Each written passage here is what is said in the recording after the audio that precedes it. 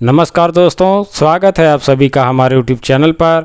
नए वीडियो के साथ मैं फिर से आपकी सेवा में हाजिर हूं। तो चलिए दोस्तों, आज की वीडियो में हम चर्चा करने वाले हैं खजूर के विषय में। जैसा कि आप इसे देख रहे हैं, इसे अन्य नामों से भी जाना और पहचाना जाता है, जैसे कि खजूर, खजूरी, देसी खजूर, खिजूर, खरजूरी आदि नामों से इसे हिंदी भाषी क्षेत्रों में जाना और पहचाना जाता है।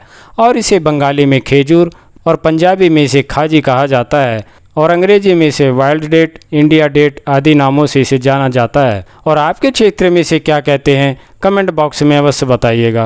और अगर इसकी बात करें तो भारत में पंजाब, राजस्थान, उत्तर प्रदेश, बिहार, पश्चिमी बंगाल, तमिलनाडु तक ये पाया जाता है। इसके पेड़ ताड़ वृक्ष की तरह ऊंचे होते हैं।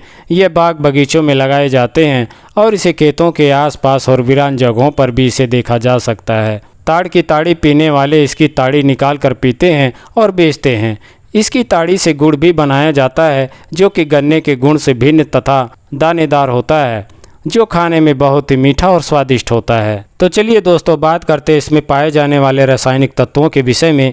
तो इसके फल में calcium, protein, carbohydrate, mucilage, vitamin A और बी पाए जाते हैं तथा फास्फोरस, लौह पाया जाता है। तो चलिए दोस्तों, जानते हैं इसके गुणों के विषय में भी। तो यह मधुर, कषाय, शीतल, वात, पित्त शामक, कफवर्धक, वृष्य बल कारक, शुक्रल और यह रुचिकारक होता है। इसकी ताड़ी नशा कारक, बल कारक, शुक्र कारक, पित्त कारक, वात और कफ शामक होती है। तो चलिए दोस्तों, बात करते हैं इसके गुणों के लाभ लेने के विषय में। तो सबसे पहले मैं दांत के विषय में कहना चाहूँगा कि जैसे कि दांत का दर्द हुआ तो उसमें भी आप इसका प्रयोग कर सकते हैं। आप खजूर की जड़ को लेकर और उसे जलाकर इसकी भस्म बना लें और इस भस्म को आप मंजन की तरह इसको दांतों पर मलते हैं, तो इसके मलने से जो दांतों की पीड़ा होती है उसमें बहुत ही अच्छा लाभ मिलता है। तो चलिए आगे बढ़ते हुए बात करते हैं पित्त से उभरे हुए उल्टी के विषय में। तो उसमें चाहें तो आप इसका प्रयोग कर सकते हैं। आप 2 से 4 ग्राम की मात्रा में इसके खजूर का फल लेकर और उसमें शहद तथा मिश्री और पीपली का चूर्ण मिलाकर इसका सेवन करते हैं, तो इसके सेवन से जो पित्त से उभरी उल्टी होती है उसमें बहुत ही अच्छा लाभ मिलता है। तो चलिए जो कि बात करते हैं ग्रहण की शिकायत में इसके प्रयोग के विषय में। तो आप 10 से 30 ग्राम की मात्रा में खजूर आसव का सेवन सुबह शाम इसका सेवन करते हैं, तो इससे जो ग्रहणी रोग होता है उसमें भी बहुत ही अच्छा लाभ मिलता है।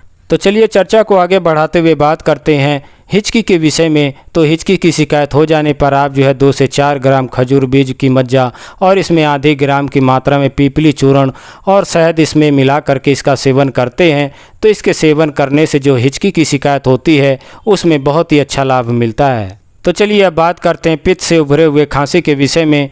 तो ऐसी शिकायत हो जाने पर आप खजूर, पीपली और मुनक्का और शक्कर लेकर और साथ में धान के लावे का चूर्ण लेकर और 2 से 4 ग्राम की मात्रा में शहद के साथ और घी के साथ इसे मिलाकर इसका सेवन करते हैं, तो इसके सेवन करने से जो पित्तज खांसी होती है उसमें बहुत ही लाभ मिलता है। तो चलिए आगे बढ़ते हुए बात करते हैं रक्तपित्त की शिकायत हो जाने पर इसके प्रयोग के विषय में।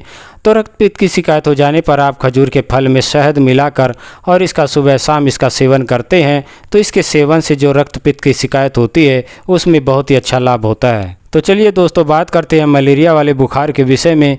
तो मलेरिया का बुखार हो जाने पर आप इसका प्रयोग कर सकते हैं। आप खजूर के बीज तथा अपमार्गा यानी कि चिड़चिड़ा के जड़ को लेकर और इन्हें पीसकर बारीक इनका पेस्ट बना लें और 1-2 ग्राम की मात्रा में आप इसे लेकर पान के साथ इसका सेवन करते हैं, तो इसके सेवन करने से जो विषम ज्वर यानी कि मलेरिया की जो शिकायत होती है उसमें बहुत ही अच्छा लाभ होता है। तो चलिए कि बात करते हैं अब कमजोरी के विषय में इसके प्रयोग के लिए।